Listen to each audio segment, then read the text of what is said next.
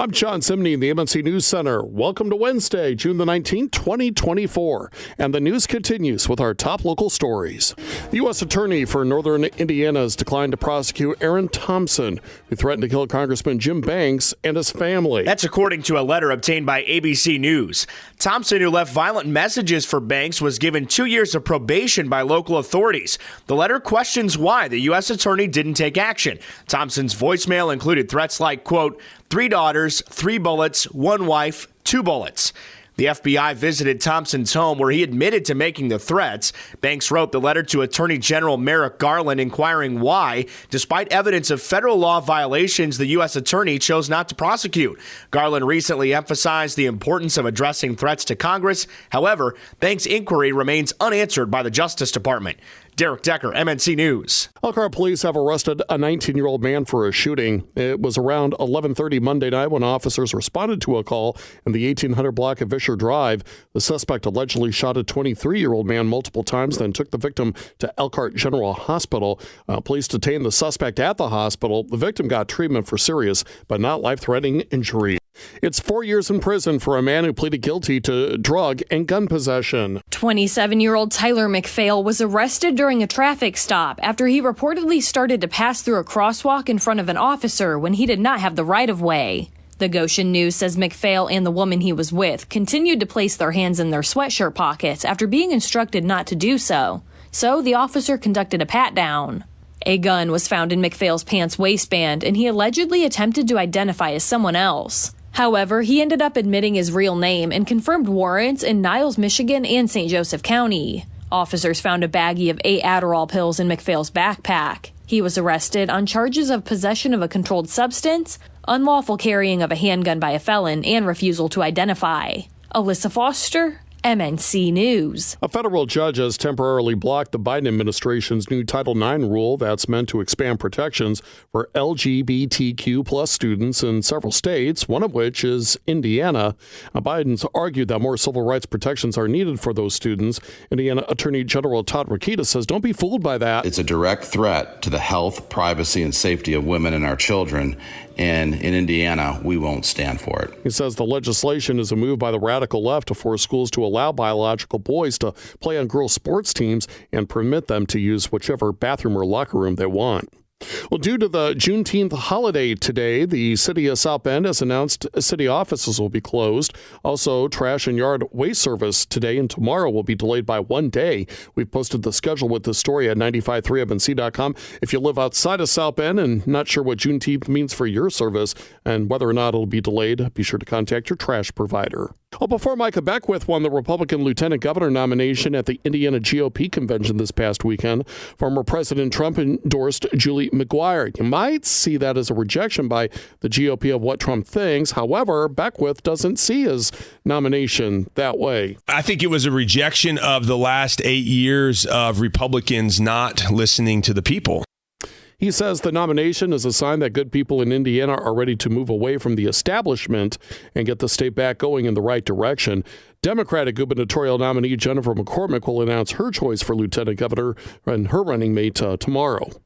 The FDA is under fire for its handling of concerns around the country's largest baby formula producer during the 2022 baby formula shortage. The results of a new audit reveal failures in the Food and Drug Administration's response to concerns at the country's largest baby formula plant. The investigation by the Department of Health and Human Services Office of Inspector General found it took the FDA more than 15 months to forward an email from a whistleblower over conditions at an Abbott Nutrition factory in Michigan. The email was sent to the FDA in February of 2021 describing alleged safety violations at the plant, but according to the report, that warning was, quote, inadvertently archived and wasn't found until June of 2022. And that's Fox's Chanley Painter reporting. FDA officials responding to the audit say that they agree with the findings. Now through Labor Day is a period known as the 100 deadliest days for teenage drivers. And we're in the midst of it now. According to the National Highway Transportation Safety Administration, nearly half of teen driver-related deaths occurred during that time frame. In 2022 alone, more than 700 people were killed in these types of crashes, a 10% increase over pre-pandemic 2019. Common risk factors for teen drivers include distracted driving, driving with other teens, speeding, and not wearing a seatbelt. We've posted advice for parents with this story at 953MNC.com. Heather Starr, MNC News. A 7-year-old died after being struck by a suspected drunk driver in LaGrange County. That collision happened around 3 o'clock on Monday afternoon. Investigators say 26-year-old Eric Estrada was headed eastbound on County Road 600 South when two juveniles began to cross the road. One of the kids was hit and died at the scene, and Estrada was arrested and charged with OWI, causing a fatality.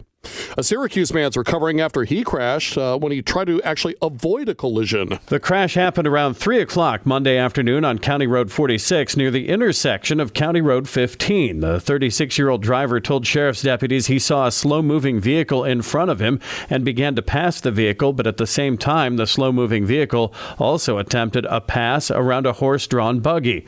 The Syracuse man said he didn't have enough time to slow down or move back into the lane without hitting another vehicle and swerved to avoid the crash. He drove off the roadway several hundred feet into a ditch before flipping over and then rolling back down right side up.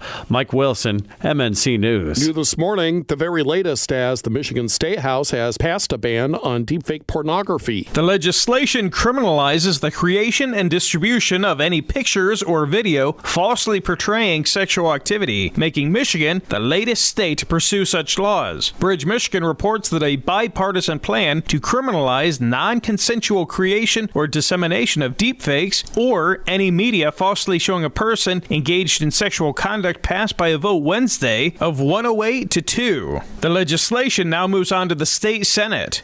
David Shea, MNC News. All right, some weather side effects as it may take longer to get to Chicago from South Bend on the South Shore.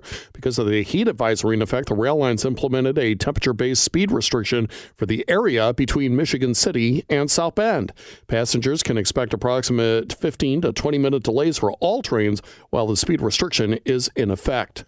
And certain areas of Indiana might experience a flash drought. Which is different from a regular drought, says Cody Moore, who's a forecaster with the National Weather Service. So you can get like a flash drought or a rapid onset drought when you have an extended period of dry weather and the soil really dries out. So it's not like a drought that's going to persist for months and months on end. Moore says another key difference is a regular drought usually plays out over months or even years. Ryan Hedrick, Network Indiana. Partly sunny, hot, and humid again today. We're looking at a few scattered showers and thunderstorms possible through the day. High temperatures are going to be around 92, 93 degrees this afternoon. Tonight we drop down to 72 for the overnight low. Still a few scattered showers. And then for tomorrow, scattered showers, hot and humid. High temperatures up around 95. I'm WSBT 22 Chief Meteorologist Carrie Peugeot. You can get the morning's top local stories on demand by subscribing to the Local News Podcast. Go to 953mnc.com and click where it says On Demand.